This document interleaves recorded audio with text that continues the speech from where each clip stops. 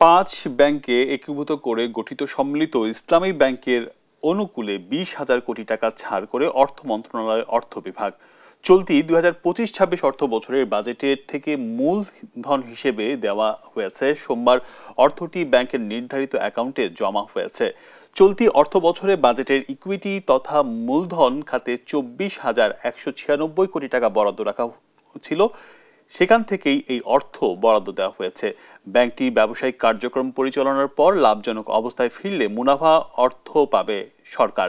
সরকারের লক্ষ্য, ব্যাংকটিকে স্বাভাবিকভাবে কার্যক্রম সক্ষম হলে 3 বছর পর সরকার 20,000 কোটি টাকার শেয়ার বেসরকারি খাতে ছেড়ে দেবে। সম্মিলিত ইসলামী ব্যাংক পিএলসির register of joint stock companies and ফার্মাসে ইতিমধ্যে নিবন্ধিত হয়েছে। ব্যাংকটি পরিশোধিত মূলধন থাকছে 35,000 কোটি টাকা, এর মধ্যে সরকারের অংশ 20,000 কোটি টাকা।